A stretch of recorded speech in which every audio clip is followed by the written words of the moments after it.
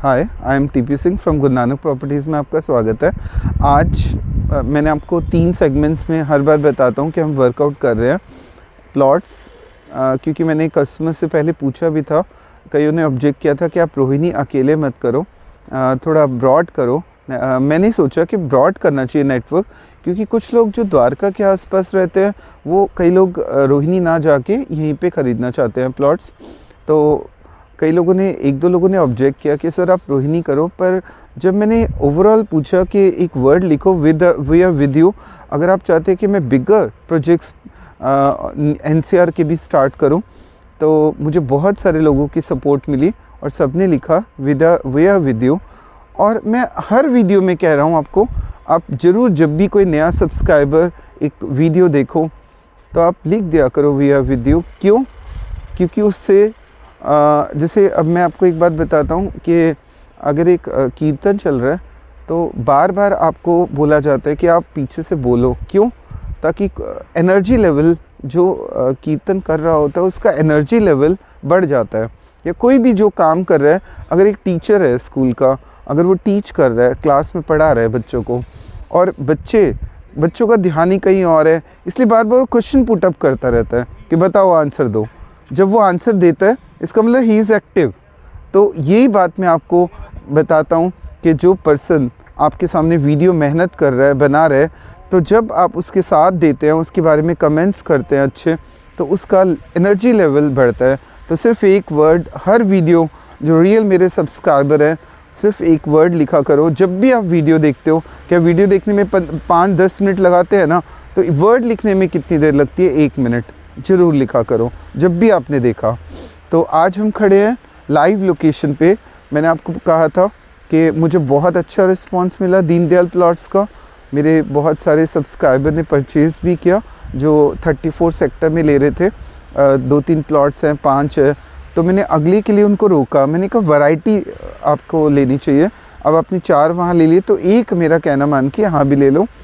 फ़र्क मैं आपको बताने जा रहा हूँ, डिफरेंस। पहले तो एक बार देखिए ज़रा बिल्डिंग्स बनते हुए, आसपास का एरिया कवर करो।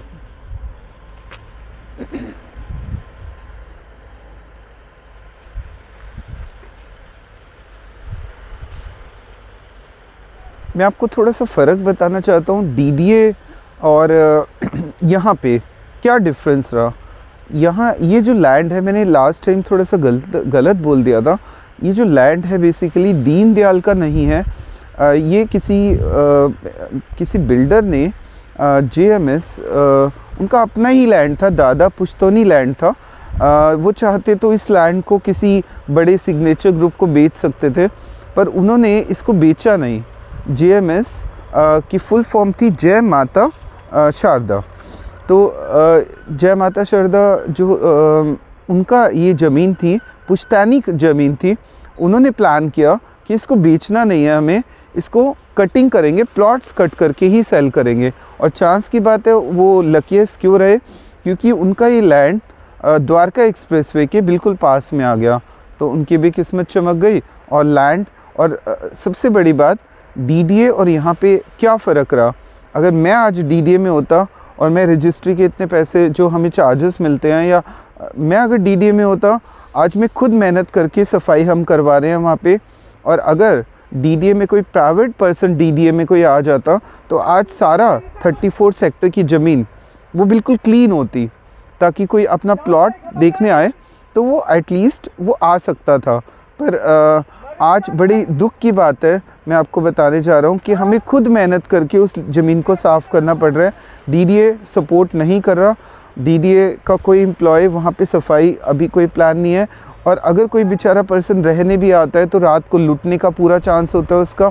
तो इसलिए ये बात मुझे यहाँ पे बड़ी पसंद आई। जेएमएस वालों ने क्या किया, ताकि उनको सबसे पहले तो रेरा नंबर लिया। मैं आपको बता दूँ रेरा के बारे में। रेरा नंबर से क्या हुआ कि लोगों का ट्रस्ट लेवल बढ़ा। अब कोई भी बिल्डर फ्रॉड नहीं कर सकता रेरा आने के बाद। मैं आपको एक बात और क्लियर कर दूँ, ये 34 सेक्टर का लैंड था, मैं खुद मेहनत करके उसको डेवलप कर रहा हूँ। यहाँ मुझे एक बहुत अच्छा बेनिफिट क्या लगा, यहाँ पे शूट में मेरा क्यों इंटरेस्ट बना, क्योंकि मैं जब यहाँ पे आया, जेएमएस वालों ने एक ख़ास बात बताई हमें कि हम इस लैंड को लोगों को डेवलप करके दे रहे हैं, जबकि वहाँ पे क्या कमी लगी। अब बेचारे ने 1-1, 2-2 करोड़ का घर तो ले लिया, लैंड तो ख़रीद लिया, पर आज वो किराए पे रह रहा है कहीं पे। उसने बेचारे ने मेहनत करके घर ख़रीद लिया, पर वो रह नहीं सकता अभी 34 सेक्टर में। तो अगर डीडीए उसको जल्दी से जल्दी, अगर कोई डीडीए का कोई हेड एम्प्लॉय सुन रहा हो या कोई टॉप ऑफिशियल सुन रहा हो या आईएएस सुन रहा हो, तो उसको चाहिए कि डीडीए के लैंड की ज़मीन को साफ़ करे, खुद आके साफ़ करेगा और बाउंड्री वॉल जल्दी से जल्दी कर दे पूरे। अगर जल्दी बाउंड्री वॉल होगी तो जो बेचारा पर्सन जिसने अपना घर प्लॉट ख़रीदा है और वो रहने का दिल है उसका, भी किराए पे रह रहा है, तो वो रह सकता है। यहाँ की खासियत मुझे क्या लगी, यहाँ पे प्रॉपर ऑर्डर वाइज पहले तो बाउंड्री बनाई गई। देखिए सामने पीछे पूरी बाउंड्री वॉल वो दिखाइए, सामने इसकी बाउंड्री वॉल, गेट भी दिखा दो। इस जो प्लॉट थे, सबसे पहले हमने इसको डेवलप किया, पहले इसकी बाउंड्री वॉल बनाई कि अगर कोई किसी बेचारे का जिसने प्लॉट ख़रीदा, अपनी पूरी ज़िंदगी की पूंजी लगा दी, वो रहना चाहता है 1-2 सालों में एटलीस्ट रह तो सकता है वहाँ पे। 34 सेक्टर या जितने भी सेक्टर्स हैं, अगर वो रहेगा भी तो रिस्क फैक्टर्स के साथ रहेगा, लाइफ को जोखिम में डाल के ही रहेगा अभी। इसलिए मैं ये नहीं कहता कि डीडीए जो डीडीए के पर्सनल हैं वो जल्दी से जल्दी इसको डेवलप करे, सफाई करे, जो इसके जो झाड़ियाँ लग रही हैं वो हटाएं, और देखो प्लांट कैसे करे। डीडीए का कोई ऑफिशियल सुन रहा है तो क्या चाहिए उसको, देखिए यहाँ पे प्लॉट ऐसे एरो हेड्स लगा दे। जैसे तुमने पोल तो लगा दिए, आज वो पोल दिख ही नहीं रहे बेचारे लोगों को। कैसे दिखेंगे पोल्स जब उसमें तुम 20-20 साल तक उसको पेंट नहीं करोगे, तो वो पोल्स कैसे। आपका प्लॉट है, कोई रिलेटिव आता है उसको दिखाने के लिए, तो क्या जंगल दिखाओगे। 3-3 करोड़ का प्लॉट है और जंगल में उसको दिख ही नहीं रहा, वो कैसे लाइव लोकेशन पे जाएगा। सो देखिए कैसे डीडीए को इम्प्रूव करना चाहिए। इस तरह से ये नंबरिंग की हुई है, देखिए 130 to 140। सीवेज देखो क्लियर दिख रहे हैं। आप अपना प्लॉट कभी देखना चाहें तो आपको साफ दिख रहा है, ये देखिए। और उसके बाद देखिए लाइट्स, कोई वायरलेस लाइट्स, कहीं वायर दिख रही है आपको, पूरा इसको देखिए कहीं आपको वायर दिख रही हो। हमने इसकी अंडरग्राउंड वायरिंग कर दी है जेएमएस प्लॉट्स की। क्यों वायरिंग की, ये देखिए अंडरग्राउंड वायरिंग है, कहीं आपको एक तार भी पूरे इस प्लॉट्स में नहीं दिखेगी। और मैं आपको बता दूं, आज अगर कोई बिल्डर इस लैंड को ख़रीद लेता तो इस लैंड की आपको ये जो प्लॉट में 120 गज का देना चाह रहा हूँ फ़ेज़ 2 के अंदर, अब क्योंकि फ़ेज़ 1 में तो ऑलरेडी सारे सोल्ड आउट हो चुके हैं जेएमएस बिल्डर के। अभी भी अगर आप लक अच्छा लेना चाहते हो, पर मैं आपको बता दूं 2 साल बाद जब यहाँ पे सारा डेवलपमेंट हो जाएगी तो उसके बाद आप इस लैंड को ख़रीद नहीं पाएंगे। ये 3 गुना से 5 गुना प्राइस हो जाएंगे। अभी सिर्फ मैं एक ऑफ़र देना चाह रहा हूँ जो मुझे दिया है कंपनी ने, 85 लाख में हम आपको प्लॉट देने जा रहे हैं 120 गज का, जो कि 90 मीटर का प्लॉट कभी भी रोहिणी में आपको नहीं मिलेगा इतने का। अगर आप जंगल में भी रोहिणी में किसी 34 सेक्टर या पहली बात तो 34 सेक्टर में प्लॉट ही नहीं है 90 मीटर का, पर अगर आप लेने भी जाते तो आज उसकी कीमत बहुत ज़्यादा होती, क्योंकि 60 मीटर का प्लॉट ही 95 लाख का आ चुका है रेट तो जंगल में। और अगर हम बात करें 90 मीटर की तो उसकी कॉस्ट 1.5 से 2 करोड़ के बीच में होती। मैं यहाँ पे सिर्फ 85 लाख का प्लॉट देने जा रहा हूँ जेएमएस बिल्डर। और आने वाला सिंगापुर, फ्यूचर सिंगापुर यही है। मैं आपको यहाँ पे लग्जरियस हाउस बनते हुए दिखाऊंगा। और कई लोग जो ये बोल रहे हैं कि सिग्नेचर ग्लोबल, बड़े बड़े जितने भी हाई बिल्डर्स थे, ठीक है, बीपीटीपी, ये जितने भी बिगर प्रोजेक्ट्स थे वो सारे यहाँ पे आए हुए हैं। फ्यूचर सिंगापुर है, नितिन गडकरी ने भी बोल दिया था कि फ्यूचर सिंगापुर है ये, तो क्यों थोड़ा सा पैसा 34 सेक्टर से निकाल के एक लीगल लैंड पे नहीं लगा सकते। तो यहाँ पे आप एक प्लॉट जैसे वहाँ ख़रीदा, वहाँ तो 10 साल इनका पता नहीं है क्या करेंगे, कितने 5 साल में डेवलप करते हैं। मैं A1 A4 की जिम्मेवारी ले रहा हूँ कि मैं बहुत जल्दी डेवलप करूँगा, बिल्डिंगें भी खुद ही बनाऊँगा। आपको एक टीम रेडी की है जो कि बिल्डिंग्स का काम भी करेगा बनाने का वहाँ पे। और मुझे कल एक मेरे सब्सक्राइबर ने फ़ोन भी किया, ठीक है, स्पेशली बोला कि मुझे आप मेरा घर बना दीजिए। और बहुत सारे धीरे धीरे सब्सक्राइबर अप्रोच कर रहे हैं, 20-25 लोग फ़ोन कर चुके हैं मुझे। अब देखते हैं कौन टेबल पे बैठ के इम्प्लीमेंट करता है उस चीज़ को। सेम यहाँ पे बहुत अच्छी जो चीज़ लगी, ये देखिए यहाँ पे भी दिखाई है नंबरिंग 151 to 141।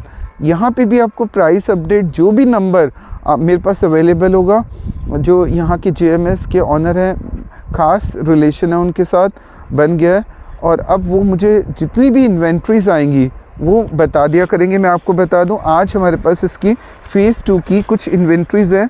8 नंबर प्लॉट, 18, 94 और 50 नंबर प्लॉट आज मेरे पास आ चुका है। क्योंकि मैं फ़ेमस हूँ धोखेधड़ी को रोकने के लिए, इसलिए मैं प्लॉट नंबर के साथ बात किया करूँगा, क्योंकि जो लोग प्लॉट नंबर नहीं बताते वो चोरी करते हैं।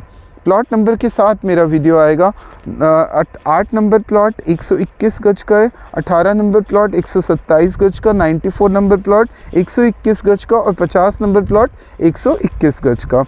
50 ये जो 121 गज का प्लॉट है नियर बाय 85 लाख का देने जा रहे हैं, और जो 127 गज का प्लॉट है 96 लाख का देने जा रहे हैं। ये इन्वेंट्रीज रेगुलर अपडेट होंगी। एक दिन शूट 34 का रहेगा, एक दिन शूट 36 का, क्योंकि मैं सारे सेक्टर्स को इक्वल प्रमोट करूँगा। एक दिन जॉइंट शूट रहेगा 36, जिसमें कि 36, 28 सारे सेक्टर्स कवर करूँगा, और एक दिन हमारा शूट रहेगा दीनदयाल के प्लॉट्स को लेके।